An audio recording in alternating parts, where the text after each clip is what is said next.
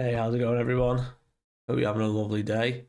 I am ready to jump straight into the next One Piece chapter review and discuss what just happened in this chapter because it is pretty big. So, chapter 1079, the red haired pirates, the Emperor's crew. So, we are getting some more Shanks. Finally, getting to the stage where we see this man in action. But the German Double Six cover story, I believe, is ended now. So we're now up to just like fan requests. So we've got a nice, simple, nice going into spring one. We've got Luffy just watering some flowers, but this flower is just a lion he's watering. So nice bit of fun. Sun just beaming down. Nice way. Sets the tone for what's about to happen in this chapter. We begin with the sort of background to what York's plan was.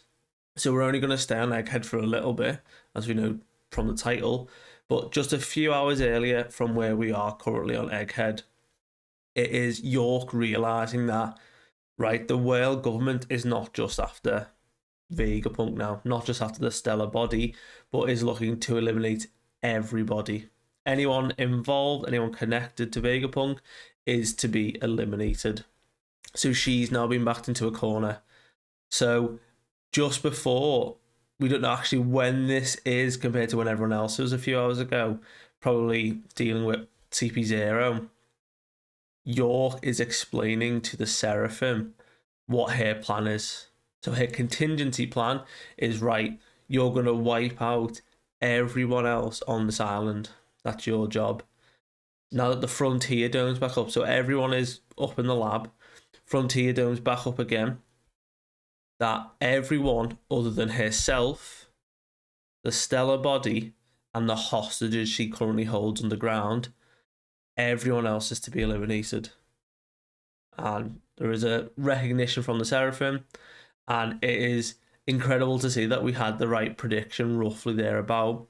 She says, right, when you go rogue, it's going to trigger the whodunit because the other Vegapunks are going to try and stop. It's not going to work because, as we know from the command chain, if a Vegapunk gives a command, another Vegapunk can't override it. It has to be someone higher. The world government is the only one higher. So she decides to say, right, if my cover gets blown, there's a chance she is not gonna survive. And that's interesting coming from York. York, obviously, cybernetic, this whole island, she can probably rebuild herself, as we've seen with Atlas, quite quickly. But if her cover gets blown and everyone turns against her, she knows for a fact she ain't standing a chance. So she says, right, we need to ensure that they're not getting captured.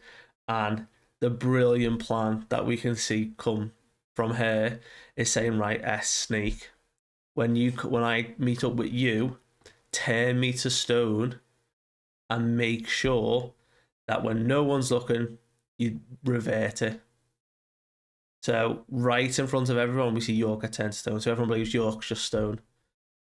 They all jump off. She undoes the petrification. And she says there's an area of the lab as one final part that is not to be damaged. She doesn't say what area. So we don't know what part of the lab she doesn't want destroyed yet. Could be the weapons facility. She could have something up her sleeve. But we see all the Seraphim go out. But we see it's Snake being given this direction to go on this hunt. And we just get some overarching shots now of different parts of the lab. We see down in the Fabrio stratum, a lot of people are evacuating, getting on ships. The pacifistas, those Mark IIIs now that are roaming around the island, are like making sure everyone's evacuating. Sentomaru looks completely wiped out. And then we see a ship sailing towards Egghead under the flag of Blackbeard. Now, unless Blackbeard's fight with Law did happen a day or two ago and he's been able to get here, we know that the Navy are just about a day away, give or take, the whole fleet, hundreds of ships, are heading for Egghead by tomorrow. So they've got the night to make it, basically, before the Navy shows up. So unless Blackbeard's fight was a couple of days ago and he's managed to come, I doubt it. I do think it's happening almost simultaneously. This could be the ship Aokiji's on, because we've seen him taking Pudding hostage, and it would be a nice little reunion for Pudding and Sanji, and her reaction to the fight and like Big Mum losing and talking to Luffy about it. But it would also mean we'd get an Aokiji like Kizaru sort of matchup going. Current Navy Admiral and a former one, and that whole dynamic there, now that they can actually fight each other. That would be pretty sick to see. But nevertheless, it is the banner of Blackbeard, and it is one of their ships, those big luxury. I don't think it's the Saber. I do think Blackbeard is still fighting Law currently. And whether he gets Law, if he gets Law's ability, that's pretty broken. But that's all we get from Egghead. Because now the rest of this chapter focuses on Elbaf and what happens here. So Kid and Killer are conversing and saying like what they're going to do, what the plan was. They said if they lose, obviously if they plan on losing, yeah, but they're still going to cause some damage. They're still going to try and go for this fight. Pretty confident from Kid, you know. He's just defeated Big Mum. Yes, with the help of Law, but that was still a big fight. Going up against one of the Yonkos, he's pretty confident right now. You know, the new generation have now just come out of 1-0. They're on their way to get the One Piece. They've got some road poneglyphs. Why not come for Elbaf? You know, Land of the Giants, next island. What's stopping them? Well, funny, we find out the whole of, well, not the whole, we believe most of Shanks's fleet are here. Shanks has mobilized an entire fleet. So we get sort of lines from 3 of the captains. The captain of the Puddle Pirates. And he's sort of like talking like a frog and sort of giving all that, but saying, you know what? You ain't going to cut it. We've got the head of the Social Club Pirates. Got some great names. And he's sort of an old grandpa dude and his teeth are falling out. And then we have the princess of the Bourgeois Pirates. I hope I didn't butcher that. And she's talking like just like a little girl, like a little princess. Almost like the people from Dressrosa reminded me of. Forget the name. But an entire fleet are surrounding Kid ship. And they're all sort of very unique. Don't seem to be particularly strong individuals, but nevertheless under the banner of Shanks. And even Kids reacting to say like this is a joke. Like, are these really with Shanks? Are they really with red hair? This is supposed to be the new world. And even Killer's like, whoa, don't lower your guards yet. These are some pretty big names. Like, don't go slacking just yet. It's like, I'm not going to pull my punches. And then we cut to Shanks just telling everyone to just retreat. And even they're all saying, like, what are you saying? Like, we're not going to let them lay a finger on you. We appreciate the sentiment, but everyone's got to go, Shanks is saying. Lovely sentiment that you don't want them to harm me, but he's got it under control. And they're all like, well, we're just heading off. Like, what's happening? And it's even great that Shanks is still saying, like, he's lost track of time. And this big shot, this kid has showed up and he's got to deal with him now, you know. So we're going to get these ships out the way and we'll be off. And it's only then that the crowd begin to say, you know, the real reason you have to deal with him is because the fleet is notoriously weak. And even they're like, oh, you can't say that out loud, you know. Bunch of us wouldn't have lived if we weren't under his flag. And there's all the confirmation we need that Shanks's crew to the Red Force, the main ship, is that strong that it does not matter how strong or weak the other pirate crews under the banner are. So all of these ships currently facing off against Kid are probably not even like New World, just probably can survive the New World, maybe. But the reason people don't mess with them is because they're under Shanks's banner. And Shanks's crew alone is enough to deal with stuff. And I'm not even saying Shanks's crew. Shanks alone is enough to deal with threats, as we're about to see. And they say, you know what, there's the only enemy you need to worry about, is him. But we can see on top of the Red Force, everyone's sort of packing away, and we've got the crew, got Lucky Roo saying, you know what, we can handle this. Yasop is saying, you know what, they seem pretty fired up, seem pretty lively, And even they're saying, well, you know what, they've has he really had enough time to heal since Wano? Wano wasn't that long ago. And then we've got Shanks checking in again on Blackbeard, and we can see he's reading out like reports. Like they've got info on other pirates. And they thought, you know what, Blackbeard was going to head to him. You know what, they know he's left the pirate island, but we don't know where he is. But we're reading out, or Shanks is reading like a dossier about kids saying, right, he's from the South Blue. You know what, he did a lot of damage. He is pretty strong. And then we cut to the Kid pirates and Kid analysing, right, how many ships they got? They got 9 ships, plenty of faces that recognise them with bounties on. So even though they might still be pretty strong pirates, you know what, Kid don't bother with that. Kid's like, you know what, I'm just gonna blast them all right now.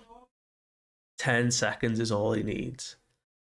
And he goes straight into building his massive cannon again. So whereas in Wano he built up to that giant attack to push Big Mum down the hole Law created, he's just starting off with this. He's bringing out the big gun. He's just going for it. And even everyone else is reacting, seeing how big this cannon is from the distance. And then Shanks gets a vision.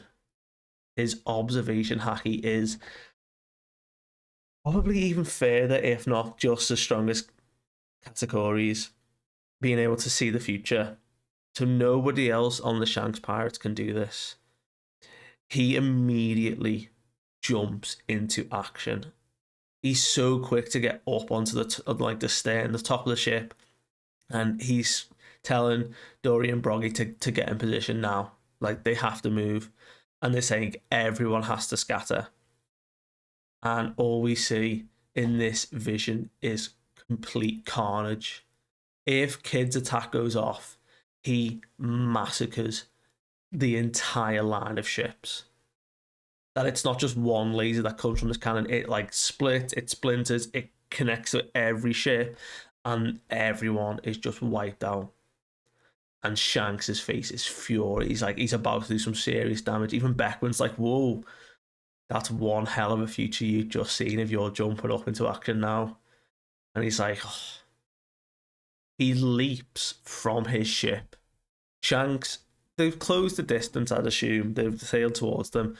But in the 10-second gap, Shanks has leapt from his ship into the air, got above Kid's ship, and pulls out his sword and does divine departure. Almost akin to Roger's attack, if not the exact same. And just a beautiful double page spread, a shot of Shanks doing the biggest sword swipe across Kid, destroys the cannon, destroys a lot of the ship, a lot of the people around. It is complete destruction. And most of the Kid's pirate fall to one attack. Look back at Wano. We're currently still in Wano in the anime, and we're watching the fights unfold. And Kid's just been beaten and beaten. He's just had to deal with Hawkins' attack, and Killer's dealt with that now in the anime, and then he's gonna have to still fight Big Mom, and then we get the resolution of that. Kid can take a beating. You know, he's not some like soft fella. He can really take it. And then Shanks strolls in, does one attack, and just eradicates them all, if not most. Killer gets caught in the attack. Their two biggest hitters just get one shot from Shanks. And other people don't even get the sword swipe. Just the sheer conqueror's haki coming off of Shanks in this rage from what he just saw was possible. It was enough to knock people out. And they're realizing like the captain's not moving. Is he gonna die? They surrender immediately. They go, "Sorry, Mr. Redhead, here is our road pornoglyphs. They are all yours. We'll leave you be." And amongst the flames, Shanks moves out the way. He just vanishes. And they only just realize what's happening because on the island they feel the presence. And Dory and Broggy are like, if you're going to point a cannon at someone's home, you best be ready for what comes back. And they build up to their big, almost akin to their little garden attack, their Hakoku sovereignty, massive. Their weapons won't break from this one because they're back on Elbaf now. They've got brand new weapons, not all rusty, and they just rip through. A massive hole in Kid's ship explodes. And the racer says that on this day in the New World, at Elbaf, a man worth 3 billion berries was completely eradicated. Is Kid dead? Are we just setting off with Shanks? Just, you know, Kid's just fought against Kaido, fought against Big Mom, and he gets one shot by Shanks. Is his Oda just trying to flex that this is actually now how strong Shanks is? That he can just literally one-shot people? I think the Kid pirates are no more. I think Kid will survive alongside Killer. They're the worst generation. Even though he has killed Hawkins off, I don't see Kid just being killed off. I mean, if Kid is killed off, that is a big... That's a massive thing to have just pulled Oda. But I can see if we're building up to this giant war that Oda's spoken about, I can see Kid coming back as an ally to Luffy and just being like aid in some way. If he gets medical attention now, he might survive. But that was a big hit. Shanks, that final panel of Shanks' face, like the grimace on his face, he is not playing around anymore.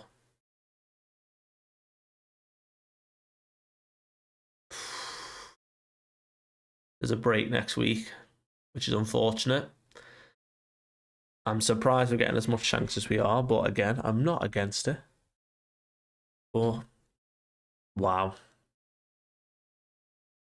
Let me know what you guys think. Is Kid dead? Are we going to see more Shanks?